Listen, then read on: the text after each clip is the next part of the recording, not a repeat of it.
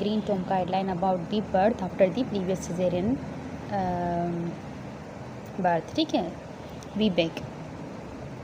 Okay, so birth after the previous cesarean birth. What are the recommendation? What is the recommended schedule of the antenatal care for a pregnant woman with the previous cesarean delivery? ठीक है, तो हमारे पास एक patient आई है जिसका previous caesarean section है, तो एंटीनेटली हमारे पास आई है, तो उसकी क्या रिकमेंडेशन है? Implantation of the vaginal birth after the previous caesarean delivery versus the elective repeat caesarean section checklist are the clinical care pathways recommended to facilitate the best practice in the antenatal counselling, share decision making and the documentation. Okay, so suitability for the planned vaginal birth after the cesarean section. Which women are the best suited to have the planned VBAC? Planned VBAC is appropriate for and may be offered to majority of the women with a significant pregnancy of the cephalic presentation at the 37 week or beyond who have the single previous lower segment cesarean section without a history of the previous vaginal birth. तो कौन सी patients हैं जिन्हें हम VBAC के लिए counsel करेंगे? वो patients जिनमें बेबी केफेलिक प्रेजेंटेशन हो और 37 वीक ऑफ जेस्टेशन हो और सिंगल हो, ठीक है, और जिनका पहले एक सिजेरियन सेक्शन हुआ हो. पहले उसकी वजाइनल बर्थ हुई हो या ना हुई हो ये डिपेंड नहीं करता. What are the contraindications of VBAC? Planned VBAC is contraindicated in the woman with the previous uterine rupture. कौन सी कंट्राइंडिकेशन है? अगर किसी का प्रीवियस यूट्राइन रैप्चर है या पहले जो सिजेरियन सेक्शन हुआ था उसमें क्लासिकल इंसिशन दिया गया हो, तो ये एब्सोल्यूट कंट्राइंडिकेशंस हैं, ठीक है. ओके, अच्छा, और यूट्राइन सर्जरी, ठीक है, यूट्राइन सर्जरी जैसे मायोमेक्टमी जिसमें यूट्राइन कैविटी ब्रीच की गई हो, ठीक है, तो उस केसेस में या और कोई कंट्राइंडिकेशन जिसमें हम नॉर्मल डिलीवरी नहीं कर सकते जैसे कि प्लेसेंटा प्रीविया, तो ये सारी कंट्राइंडिकेशंस हैं VBAC की जो हम एंटीनेटली असेस करेंगे. In the women with the complicated uterine scar question में be exercise in the decision should be made to case by case and by the senior obstetrician assess to details of the previous surgery. जैसे मैंने आपको बताया कि previous uterine surgery में contraindications हैं, but it is a not an absolute contraindications. हम देखेंगे कि उसमें यूट्राइन कैविटी ब्रीच की गई है या नहीं की गई, ठीक है, तो it depend case to case, ठीक है. अच्छा, can women with 2 or the more previous cesarean section offer the plain vaginal birth? Women who have the 2 or the more cesarean section may be offered. That is also a not absolute contraindication, but by the counseling by the cesarean senior obstetrician. This should include the risk of the uterine rupture and the maternal morbidity and the individualized likelihood of the successful VBAC given a history of the prior vaginal delivery. Labor should be conducted in a center with the suitable expertise and the recourse to the immediate surgical delivery. अच्छा, तो जिसमें एक से ज़्यादा caesarean section की history हो patients में, ठीक है, तो उसमें भी हम VBAC का ट्रायल दे सकते हैं, बट पेशेंट को काउंसल करेंगे उसके सारे कॉम्प्लिकेशंस के बारे में, उसके सारे रिस्क के बारे में. उसे हम यूट्राइन रैप्चर का बताएंगे, मैटरनल मॉर्बिडिटी का बताएंगे. Decisions is by the senior obstetricians he decision करेगी, और उसमें पेशेंट को हम सक्सेसफुल रेट भी बताएंगे उसका, ठीक है. अच्छा, what factor are associated with increase risk of the uterine rupture in the women undergoing the VBAC? कौन से रिस्क फैक्टर्स हैं जिसकी वजह से यूट्राइन रैप्चर का रिस्क इंक्रीज हो सकता है, ठीक है.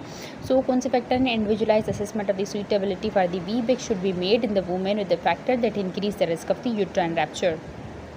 इंटीनेटली हम वो फैक्टर असेस करेंगे, आगे डिस्कस होंगे वो कि कौन से फैक्टर्स हैं जिसमें सक्सेस रेट डिक्रीज़ हो सकता है और यूट्राइन रैप्चर का चांसेस इंक्रीज़ हो जाते हैं, ठीक है. Okay, antenatal counselling. What are the overall aims of the antenatal counselling? Antenatal counselling का मकसद क्या है, ठीक है.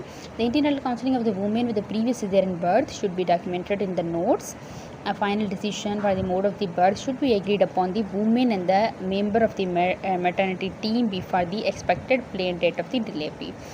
Okay, when a date of the elective repeat cesarean section is being arranged, a plan for the event of the labor starting before the scheduled date should be documented in the notes. ठीक है. The routine use of the VBAC checklist during the antenatal counseling should be considered as they would ensure informed consent and the shared decision making in the women undergoing the VBAC. A patient information leaflet should be provided in the consultation. Okay, what are the risk and the benefit of the VBAC versus elective repeat cesarean section after 39 weeks of gestation? Women should be aware of the successful VBAC has the fewer complications, and therefore the chance of the VBAC success are the failures and important considerations when choosing the mode of the delivery. Women should be made aware that the greater risk of adverse outcome occur in a trial of the VBAC resulting in the emergency caesarean section. ठीक है, patient को जब हम council करेंगे वीबैक के बारे में तो उसे हम उसके बेनिफिट भी बताएंगे, उसके सक्सेस रेट भी बताएंगे और उसके साथ साथ उसकी कॉम्प्लिकेशंस भी बताएंगे कि उसके कौन से एडवर्स आउटकम हो सकते हैं कि वीबैक के दौरान भी इमरजेंसी सीजरियन सेक्शन के चांसेस होते हैं. ठीक है, women should be informed that the plain VBAC is associated with approximately 1 in 200 0.5%. अच्छा, उसमें कितना यूट्राइन रैप्चर का रिस्क होता है VBAC में? अगर प्रीवियस 1 सीजरियन सेक्शन हो तो उसमें 0.5% होता है.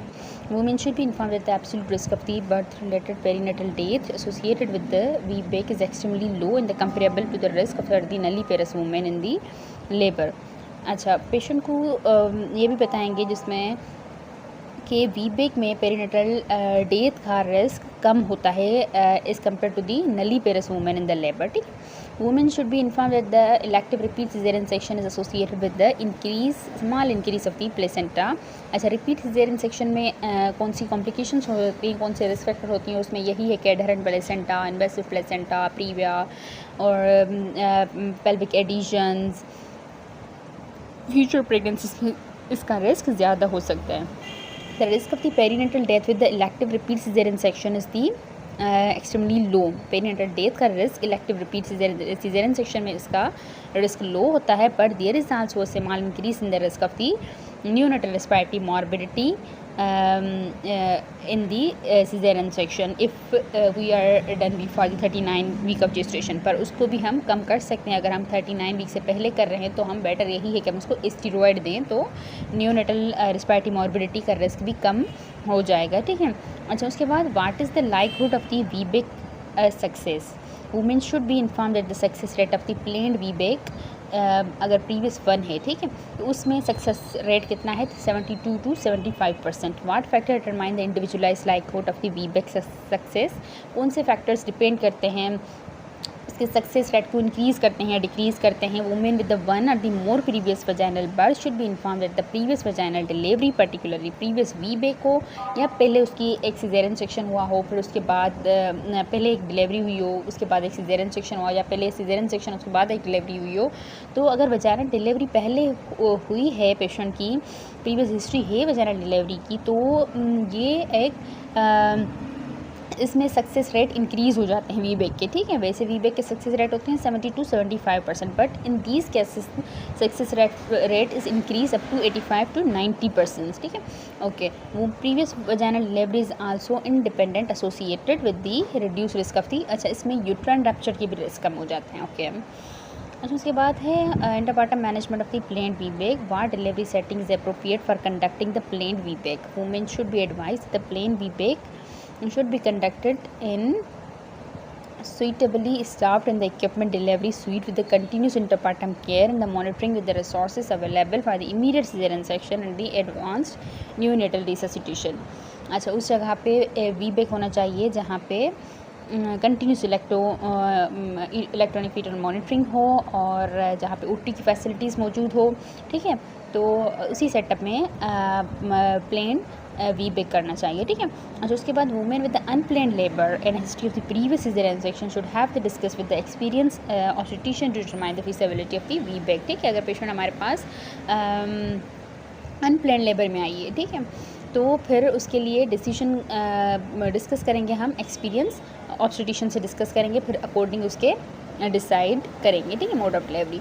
Epidural analgesia is not contraindicated in the VBAC although increasing requirement for the pain relief in the labor may also awareness of the possibility of the impending uterine rupture. ठीक है, तो उसमें यही होता है कि एपिड्यूरल एनाल्जेसिया कंट्राइंडिकेटेड तो नहीं है, पर जैसे ही पेन रिलीफ हो जाएगा तो उसमें जैसे इम्पेंडिंग रैप्चर में पेशेंट होता है, पेशेंट को पेन की कंप्लेन होती है ना, तो उसका पेन रिलीफ होगा तो उसके रेट इंक्रीज़ हो जाएंगे, पेंडिंग यूट्राइन रैप्चर या रैप्चर के इंक्रीज़ रेट हो जाएंगे, ठीक है, अगर एपिड्यूरल एनाल्जेसिया हम पेशेंट्स को देंगे। Women should be advise to have the continuous electronic fetal monitoring for the duration of the plan VBAC commencing at the onset of the जैसे यूट्राइन कॉन्ट्रैक्शन उसको स्टार्ट होती हैं, जैसे लेबर स्टार्ट होता है तो हमें कंटिन्यूस इलेक्ट्रॉनिक फीटल मॉनिटरिंग करनी होगी, ठीक है। Women should be inform of the 2 to 3 fold increase risk of the uterine rapture and around 1 to 5 fold increase risk of the caesarean delivery. अच्छा, अगर हम पेशेंट को ऑगमेंट करेंगे, ठीक है, वीबैक के दौरान अगर हम पेशेंट को ऑगमेंट करेंगे तो उसमें यूट्राइन रैप्चर का रिस्क इंक्रीज़ हो जाएगा। कितना इंक्रीज़ हो जाएगा? 2 to 3 fold इंक्रीज़ हो जाएगा रिस्क यूट्राइन रैप्चर का अगर हम ऑगमेंट करेंगे तो, ठीक है। और उसमें सिजेरियन सेक्शन के रेट भी इंक्रीज़ हो जाएंगे, कितने? 1 to 5 fold इंक्रीज़, ठीक है। A senior obstetrician should discuss the following with the women and the decision to induce the labour, the purpose method of the induction, the decision to augment the labour with the oxytocin, the time interval for the serial vaginal examinations and the selected parameter for the progress that would necessitate the discontinuing the VBAC. Clinician should be aware that the induction of the labor using the mechanical method, amniotomy or Foley's catheter is associated with the lower risk of the scar rupture. अगर हम induction दे भी रहे हैं तो better यही है कि हम इंड्यूस कौन से मेथड के साथ करें? मैकेनिकल मेथड, फोलीज के साथ या रप्चर ऑफ मेम्ब्रेन एमिनोटोमी के साथ, ठीक है। उसमें स्कार रप्चर के रिस्क कम होता है as compare to the prostaglandin के साथ अगर हम इंड्यूस करें तो उसमें स्कार रप्चर का चांसेस ज़्यादा होता है, ठीक है। अच्छा, उसके बाद planning and the conducting the repeat caesarean section. कब हम प्लान करेंगे? What element are involve in the perioperative, intraoperative and the postoperative. Elective repeat caesarean section delivery should be conducted after the 39 week of the gestation, ठीक है, क्योंकि मैंने पहले ही आपको बताया कि उसमें न्यूनेटल रेस्पिरेटरी मॉर्बिडिटी का रिस्क इंक्रीज़ हो जाता है अगर हम 39 वीक से पहले करेंगे तो, ठीक है। Antibiotic should be administered before the skin incision. All the women undergo the elective repeat caesarean section should receive the thromboprophylaxis according to the existing RCOG guideline, जो उसकी गाइडलाइन है वेनस थ्रोम्बोएम्बोलिज्म की, उस हिसाब से अगर इमरजेंसी सिजेरियन सेक्शन होता है तो उसका स्कोर 2 होता है, ठीक है। तो फिर हम उसमें इंटरमीडिएट रिस्क में आता है तो फिर पोस्टमार्टम हम 10 डेज़ के लिए उसे दे सकते हैं, ठीक है। अच्छा, early recognitions of the placenta previa, adopting a multidisciplinary approach and informed consent are important consideration in the management of the woman with the placenta previa and the previous cesarean delivery. अगर placenta previa है, ठीक है, तो फिर हम multidisciplinary team को involve करेंगे और फिर उसका सिजेरियन सेक्शन करेंगे, उससे कंसेंट लेंगे सारे, ठीक है। अच्छा, how should women in the special circumstances be cared for? Clinician should be aware that there is uncertainty about the safety and the efficacy of the plan VBAC in the pregnancy complicated by the post date twin gestation, fetal macrosomia, intrapartum stillbirth or maternal age of the 40 years or more. Hence, the caution approach is advisable if the VBAC is considered in such circumstances, ठीक है। अगर मतलब ये सारे जो risk हैं इसमें success rate decrease हो सकता है, ठीक है, डिक्रीज़ होता है, तो इस वजह से इनमें भी हम वीबैक कर सकते हैं बट विद कॉशन। कौन से फैक्टर्स हैं? Post date, twin gestation, fetal macrosomia और एंटीपार्टम स्टिल बर्थ, और अगर maternal age more than 40 years हो, ठीक है, तो इनमें भी हम वीबैक का ट्रायल दे सकते हैं बट विद कॉशन, ठीक है। Women who are the preterm and considering the option for the birth after the previous caesarean delivery should be inform that the plan preterm VBAC have the similar success rate to the plan term VBAC. मतलब preterm में भी वही वीबैक का success rate होता है जो term पे होता है, बल्कि इसमें यूट्राइन रैप्चर का रिस्क भी कम होता है प्रीटर्म में as compare to the term VBAC के, ठीक है। Okay,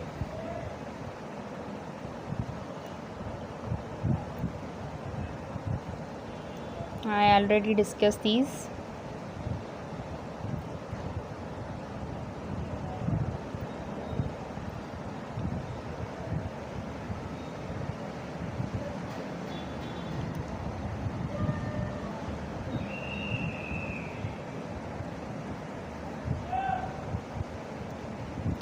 Okay, so women who are undergo the laparoscopic or the abdominal myomectomy, particularly where the uterine cavity has been breached, or the increased risk of the uterine rupture. Okay, so this chart is the most important. Plan VBAC और caesarean section, ठीक है। तो उसमें success rate कितना होता है? Plane वीबेक में 72 to 75% success rate होता है, ठीक है। और उसका क्या बेनिफिट है? Shorter hospital stay and recovery. Approximately 0.5% uterine rupture का रिस्क होता है, और इसमें कितना होता है? सिजेरियन सेक्शन में 0.02%, ठीक है। ओके, और इसमें लॉन्गर रिकवरी होती है। Reduce the risk of the pelvic organ prolapse का रिस्क कम होता है। यूरिनरी इनकॉन्टिनेंस का रिस्क कम होता है सिजेरियन सेक्शन में। और option of the for the sterilisation of the fertility is no longer desired, ठीक है। ओके, उसके बाद है evidence suggest that the regret rate is the higher, the failure rate from the sterilisation associated with the pregnancy में be higher then that from the interval procedure. Okay, उसके बाद increase likelihood of the future vaginal birth. उसका मतलब एक मरतबा normal delivery, तो उसमें दोबारा नॉर्मल डिलीवरी के चांसेस ज़्यादा होते हैं। इसमें फ्यूचर प्रेगनेंसी में सिजेरियन सेक्शन का रेट इंक्रीज़ हो जाता है, और प्लेसेंटा प्रीविया, एक्रीटा, एडिशंस उसका रेट इंक्रीज़ हो जाता है, ठीक है।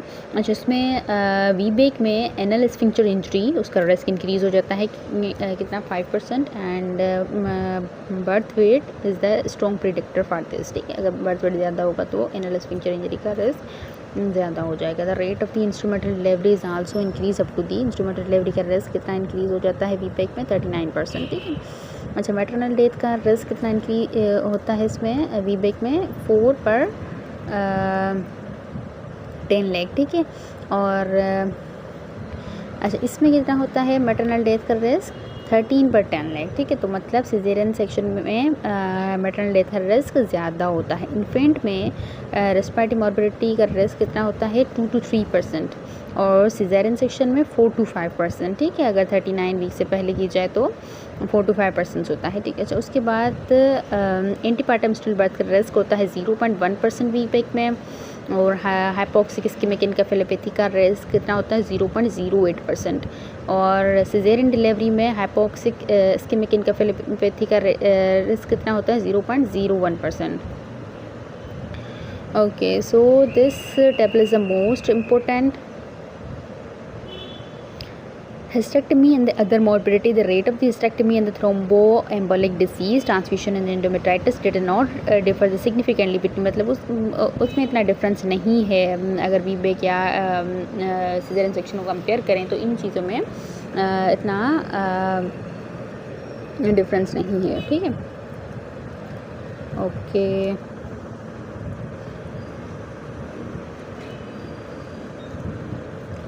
Okay, so that is the most important।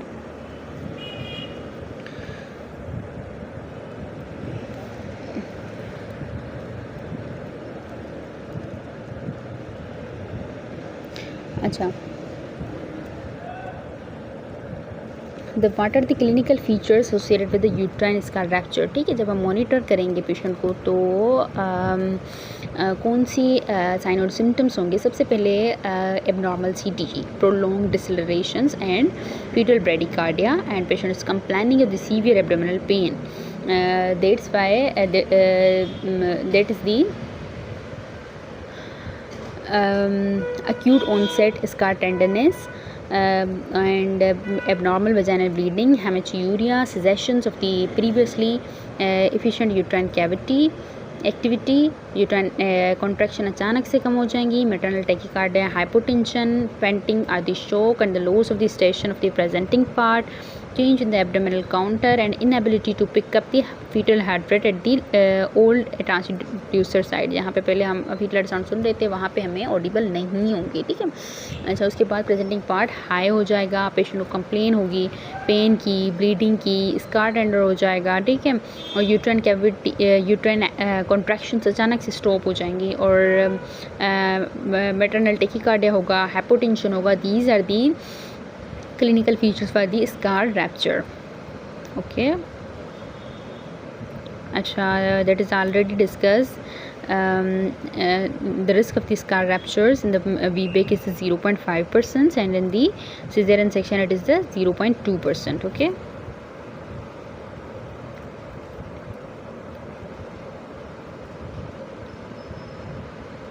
We already discussed these.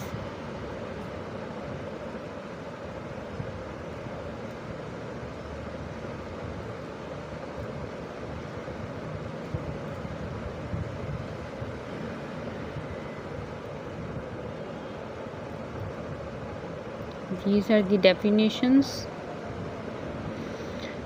Antenatal care, antenatal visits in the VBAC that occur in the 12 week, then 18 to 21, then 21 to 28, then 32 to 34 week, then 36, then after 39, and then last visit at the 41 week. If the labor is not start until the 41, then we will induce with the Foley's. Okay, or membrane sweeping, but we will not use the prostaglandin because it increases the risk of the uterine rupture. What are the contraindications of the VBAC? I already discussed. That is the previous uterine surgery that breached the uterine cavity, and previous history of the uterine rupture, classical cesarean scar. That is the contraindications of the VBAC.